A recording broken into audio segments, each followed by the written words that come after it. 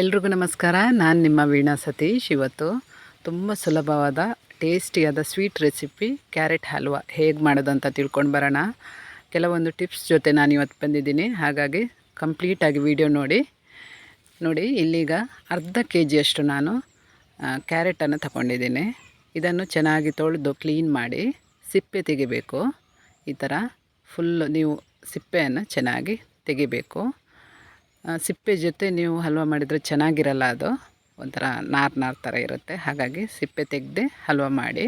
ಅರ್ಧ K G carrot ಅಂದರೆ ನಾನು 7ರಿಂದ 8 ಕ್ಯಾರೆಟನ್ನು ಇಲ್ಲಿ ತಗೊಂಡಿದ್ದೀನಿ. ಎಲ್ಲ ಕ್ಯಾರೆಟನ್ನು ಈ ಥರ ಚೆನ್ನಾಗಿ ಸಿಪ್ಪೆ ತೆಗೆದು ಇಲ್ಲಿ ಇಟ್ಕೊಂಡಿದ್ದೀನಿ. ಈಗ ಇದನ್ನು ತುರಿಬೇಕು. ಮೊದಲಿಗೆ ನಾನಾ ರೀತಿಯಲ್ಲಿ ಮಾಡ್ತಾರೆ. ಕೆಲವರು ಕಟ್ ಮಾಡಿ ಕುಕ್ಕರಲ್ಲಿ ಬೇಯಿಸಿ ಕೂಡ ಮಾಡ್ತಾರೆ. ಆದರೆ ಈ ಥರ ಮಾಡಿದ್ರೇ ಚೆನ್ನಾಗಿರುತ್ತೆ ಅಂತ ಅನಿಸುತ್ತೆ ನನಗೆ. ಈ ಥರ ಗ್ರೇಟರ್ ಇರುತ್ತಲ್ವ, ತುರಿಯೋ ಮನೆ, ಅದರಲ್ಲಿ ದೊಡ್ಡ ಹೋಲ್ ಇರುತ್ತೆ ನೋಡಿ, ಅಲ್ಲಿ ಈ ಥರ ತುರಿಯಿರಿ. ಕ್ಯಾರೆಟ್ ತುರಿಯೋಕ್ಕೆ ಜಾಸ್ತಿ ಟೈಮ್ ಏನು ಬೇಕಾಗಿಲ್ಲ. ಅದು ಸ್ವಲ್ಪ ಗಟ್ಟಿ ಇರುತ್ತಲ್ವ, ಬೇಗ ತುರಿಯೋಕ್ಕಾಗುತ್ತೆ, ಜಾಸ್ತಿ ಹೊತ್ತು ಬೇಕಾಗಿಲ್ಲ ಇದಕ್ಕೆ. ನೋಡಿ, ಈ ಥರ ತುದಿ ಭಾಗದಿಂದ ತುರ್ಕೊಂಡು ಬಂದರೆ ನಮಗೆ ಈ ಥರ ಗ್ರಿಪ್ಪಾಗಿ ಅದು ಹಿಡಿದು ಮಾಡೋಕ್ಕೆ ಸುಲಭ ಆಗುತ್ತೆ. ನೋಡಿ, ಇಲ್ಲಿ ನಾನು ಎಲ್ಲ ಕ್ಯಾರೆಟನ್ನು ತುರಿದು ಈ ಥರ ಇಟ್ಕೊಂಡಿದ್ದೀನಿ. ನಿಮಗೆ ನೋಡಿ ಈ ಸೈಜಲ್ಲಿ ಬರುತ್ತೆ ನೋಡಿ, ಚೆನ್ನಾಗಿರುತ್ತೆ. ಇದು ತಿನ್ನೋಕ್ಕೆ ಬಾಯಿಗೆ ಸಿಗುತ್ತಲ್ಲ, ಚೆನ್ನಾಗಿರುತ್ತೆ. ಇಲ್ಲಿ ನಾನು ನಿಮಗೆ ಅಳತೆ ತೋರಿಸ್ತಾ ಇದ್ದೀನಿ. ಈ ಕಪ್ಪಲ್ಲಿ 3 ಕಪ್ ಆಗುವಷ್ಟು ಕ್ಯಾರೆಟ್ ತುರಿ ನನಗೆ ಅರ್ಧ ಕೆ ಜಿಯಲ್ಲಿ ಸಿಕ್ಕಿದೆ. ಅಳತೆ ಗೊತ್ತಾದರೆ ನಿಮಗೆ ಸಕ್ಕರೆ ಅಳತೆ ಹಾಕೋಕ್ಕೆ ಈಸಿ ಆಗುತ್ತೆ. ಇದೇ ಕಪ್ಪಲ್ಲಿ 1.5 ಕಪ್ಪಷ್ಟು ಸಕ್ಕರೆ ತಗೊಂಡ್ರೆ ಸಾಕು. ನಾನು ಇಲ್ಲಿ 1/4 ಕಪ್ಪಷ್ಟು ಸಕ್ಕರೆ ತಗೊಂಡಿದ್ದೀನಿ. ಸಾಕಾಗುತ್ತೆ.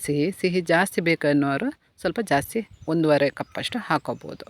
ನೋಡಿ, ಈಗ ಕ್ಯಾರೆಟ್ ತುರಿ ರೆಡಿಯಾಗಿದೆ. ಇಲ್ಲಿ ಒಂದು ನಾನ್ ಸ್ಟಿಕ್ ಬಾಣಲೆ ತಗೋಬೇಕು. ಆಗ ನಿಮಗೆ ಕ್ಯಾರೆಟ್ ಚೆನ್ನಾಗಿ ಬರುತ್ತೆ, ತಳ ಎಲ್ಲ ಹಿಡಿಯೋದಿಲ್ಲ.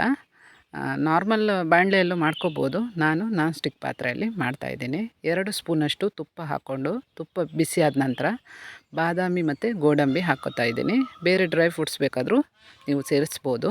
ಇದು ಸ್ವಲ್ಪ ಕಲರ್ ಚೇಂಜ್ ಆದಾಗ ಇದನ್ನು ನಾವು ತೆಗಿಬೇಕು. ನೋಡಿ, ಇದೀಗ ರೆಡಿಯಾಗಿದೆ. ಈಗ ಅದೇ ಬಾಣಲೆಗೆ ಇನ್ನೂ 2 ಸ್ಪೂನ್ ಪುನಃ ತುಪ್ಪ ಸೇರಿಸ್ಕೊಂಡಿದ್ದೀನಿ ನಾನು. ಇದು ಸ್ವಲ್ಪ ಬಿಸಿಯಾದ ನಂತರ ತುರಿದಿರುವ ಕ್ಯಾರೆಟ್ ಇದೆಯಲ್ಲ, ಇದನ್ನು ಇದಕ್ಕೆ ಹಾಕ್ಕೋಬೇಕು. ಹಾಕ್ಕೊಂಡು ಚೆನ್ನಾಗಿ ಸ್ವಲ್ಪ ಮಿಕ್ಸ್ ಮಾಡಬೇಕು. ಇದನ್ನೇನು ಫುಲ್ ಒಂದು 2-3 ನಿಮಿಷ ಫ್ರೈ ಮಾಡೋ ಅವಶ್ಯಕತೆ ಇಲ್ಲ. 1 ನಿಮಿಷ ಚೆನ್ನಾಗಿ ಮಿಕ್ಸ್ ಮಾಡಿದರೆ ಸಾಕು. ಇದನ್ನು ನಾವು ಹಾಲು ಹಾಕಿ ಬೇಯಿಸಬೇಕು. ಅದಕ್ಕೋಸ್ಕರ ನೋಡಿ, ಇದನ್ನೀಗ ಮಿಕ್ಸ್ ಮಾಡಿದ ನಂತರ ಮೀಡಿಯಮ್ ಸೈಜಿನ ಲೋಟದಲ್ಲಿ ಹಸಿ ಹಾಲನ್ನು 1 ಲೋಟ ನಾನಿಲ್ಲಿ ಹಾಕ್ತಾಯಿದ್ದೀನಿ. ಇದನ್ನು ಹಾಕಿ ಸ್ವಲ್ಪ ಮಿಕ್ಸ್ ಮಾಡಿ ನಾವು ಇದನ್ನು ಮುಚ್ಚಳ ಮುಚ್ಚಿ ಬೇಯಿಸಬೇಕು. ಹಾಲು ಹಾಕಿದ ನಂತರ ಒಂದು 3ರಿಂದ 4 ನಿಮಿಷದಷ್ಟು ಹೊತ್ತು ನಾವು ಕ್ಯಾರೆಟನ್ನು ಹಾಲಿನ ಜೊತೆ ಚೆನ್ನಾಗಿ ಬೇಯಿಸಬೇಕು. ಹೈ ಫ್ಲೇಮ್ ಇಟ್ಟೆ ಬೇಯಿಸಿ, ಲೋ ಫ್ಲೇಮಿನ ಇಡುವ ಅವಶ್ಯಕತೆ ಇಲ್ಲ. ಹಾಲು ಚೆನ್ನಾಗಿ ಹಿಂಗಬೇಕು.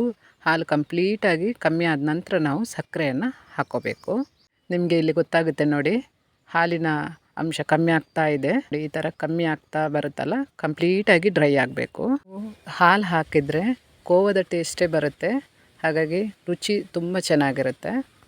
ಈ ಹಾಲೇ ಚೆನ್ನಾಗಿ ಕುದ್ದುದು ಅದು ದಪ್ಪ ಆಗುತ್ತಲ್ವ, ಆಗ ನಿಮಗೆ ಟೇಸ್ಟು ತುಂಬ ಚೆನ್ನಾಗಿರುತ್ತೆ. ನೋಡಿ, ಇಲ್ಲೀಗ ಕಂಪ್ಲೀಟಾಗಿ ಹಾಲು ಡ್ರೈ ಆಗಿದೆ ನೋಡಿ.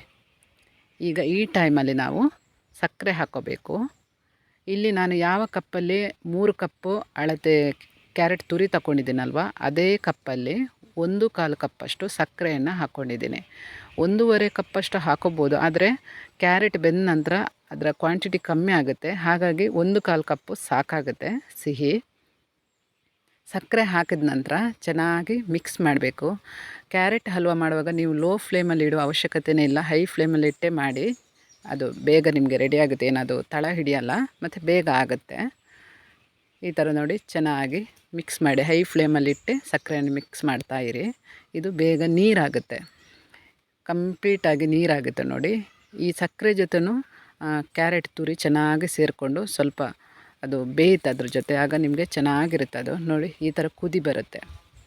ಈ ಥರ ಚೆನ್ನಾಗಿ ಮಿಕ್ಸ್ ಮಾಡಿ ಅದನ್ನು ಕುದಿಯೋಕ್ಕೆ ಬಿಡಬೇಕು. ನೋಡಿ, ಡ್ರೈ ಆಗ್ತಾ ಇದೆ ನೋಡಿ.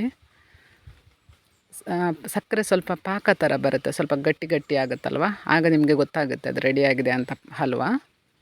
ಇದಕ್ಕೆ ಕೆಲವರು ಕೋವಾ ಹಾಕ್ತಾರೆ, ದಪ್ಪ ಬರಲಿ ಅಂತ ಸ್ವಲ್ಪ. ಅದು ಮತ್ತು ಟೇಸ್ಟೂ ಚೆನ್ನಾಗಿರುತ್ತಲ್ವ. ಹಾಗೆ ನಾನು ಹಾಕಿಲ್ಲ, ಬರೀ ಸಕ್ಕರೆ ತುಪ್ಪ ಹಾಕಿ ನಾನು ತೋರಿಸ್ತಾ ಇದ್ದೀನಿ ಇವತ್ತು. ತುಂಬ ಸುಲಭ, ಬೇಗ ಮಾಡುವಂತಹ ರೆಸಿಪಿ ಇದು. ನೋಡಿ, ಇದೀಗ ಕಂಪ್ಲೀಟಾಗಿ ಡ್ರೈ ಆಗ್ತಾ ಇದೆ ಸಕ್ಕರೆ. ಆಗ ನಾವು ಗೋಡಂಬಿ ದ್ರಾಕ್ಷಿ ಏನು ಹುರಿದು ಇಟ್ಟಿದ್ದೀವಲ್ಲ ಅದನ್ನು ಮಿಕ್ಸ್ ಮಾಡಬೇಕು. ಜೊತೆಗೇ 1 ಸ್ಪೂನಷ್ಟು ಏಲಕ್ಕಿ ಪುಡಿ, ನಾನಿಲ್ಲಿ ಸಕ್ಕರೆ ಜೊತೆ ಸ್ವಲ್ಪ ಏಲಕ್ಕಿನ ಹಾಕಿ ಮಿಕ್ಸಿಲಿ ಪುಡಿ ಮಾಡಿ ಇಟ್ಕೊಂಡಿದ್ದೀನಿ. ಇದನ್ನು ಹಾಕ್ತಾಯಿದ್ದೀನಿ. ಈ ಥರ ಚೆನ್ನಾಗಿ ಮಿಕ್ಸ್ ಮಾಡಿ. ಸಕ್ಕರೆ ಫುಲ್ಲು ಡ್ರೈ ಆಗಿದೆ ನೋಡಿ, ಕಂಪ್ಲೀಟಾಗಿ. ತುಂಬ ಚೆನ್ನಾಗಿರುತ್ತೆ, ಟೇಸ್ಟ್ ಅಂತೂ ಹೇಳೋದೇ ಬೇಡ. ನೋಡಿ, ಇದೀಗ ರೆಡಿಯಾಗಿದೆ. ಕೊನೆಯಲ್ಲಿ 1-2 ಸ್ಪೂನಷ್ಟು ತುಪ್ಪ ಹಾಕಿದ್ರೆ ಕ್ಯಾರೆಟ್ ಹಲ್ವ ತುಂಬ ಚೆನ್ನಾಗಿರುತ್ತೆ. ತುಪ್ಪ ಜಾಸ್ತಿ ಹಾಕೋ ಅವಶ್ಯಕತೆಯೇ ಇಲ್ಲ. 5-6 ಸ್ಪೂನಷ್ಟು ತುಪ್ಪ ಇದ್ದರೆ ಸಾಕು, ನಾವು ಈ ಹಲ್ವನ ಮಾಡ್ಕೋಬೋದು. ನೋಡಿ, ಈ ಟೈಮಲ್ಲಿ ತುಪ್ಪ ಹಾಕ್ಕೊಳ್ಳಿ. ಕೊನೆಯಲ್ಲಿ ಜಾಸ್ತಿ ಹಾಕೋಬೋದು ತುಪ್ಪ ಬೇಕಾದರೆ. ನಾನಿಲ್ಲಿ 5-6 ಸ್ಪೂನಷ್ಟು ತುಪ್ಪ ಹಾಕಿದ್ದೀನಿ ಅಷ್ಟೇ. ಕೆಲವರಿಗೆ ತುಪ್ಪ ಜಾಸ್ತಿ ಹಾಕಿದ್ರೇ ಹಲ್ವ ಇಷ್ಟ ಆಗುತ್ತೆ. ನೀವು ಸ್ವಲ್ಪ ತುಪ್ಪ ಜಾಸ್ತಿ ಹಾಕ್ಕೊಂಡು ಮಾಡ್ಬೋದು. ನಾವು ಕ್ಯಾರೆಟಲ್ಲಿ ಸಾಮಾನ್ಯವಾಗಿ ಬೇರೆ ಬೇರೆ ರೀತಿಯ ಸಿಹಿ ಅಡುಗೆಯನ್ನು ಮಾಡ್ಬೋದು. ಅಂದರೆ ಕ್ಯಾರೆಟ್ ಹೋಳಿಗೆ ಮಾಡ್ಬೋದು, ಅಥವಾ ಕ್ಯಾರೆಟ್ ಜ್ಯೂಸ್ ಕೂಡ ಮಾಡೋಕ್ಕಾಗುತ್ತೆ, ತುಂಬ ಚೆನ್ನಾಗಿರುತ್ತೆ. ನೆಕ್ಸ್ಟ್ ವೀಡಿಯೋದಲ್ಲಿ ಕ್ಯಾರೆಟ್ ಹೋಳಿಗೆ ಹೇಗೆ ಮಾಡೋದಂತ ನಾನು ನಿಮಗೆ ತೋರಿಸ್ತೀನಿ. ಈ ಕ್ಯಾರೆಟ್ ಹಲ್ವ ರೆಸಿಪಿಯನ್ನು ನೀವು ಟ್ರೈ ಮಾಡಿ ಹೇಗೆ ಬಂದಿದೆ ಅಂತ ಕಮೆಂಟ್ ಸೆಕ್ಷನಲ್ಲಿ ತಿಳಿಸಿ. ನನ್ನ ವೀಡಿಯೋಸ್ಗಳನ್ನು ಲೈಕ್ ಮಾಡಿ, ಸಬ್ಸ್ಕ್ರೈಬ್ ಮಾಡಿ. ಸಿಗೋಣ ಇನ್ನೊಂದು ವೀಡಿಯೋದಲ್ಲಿ. ನಮಸ್ಕಾರ.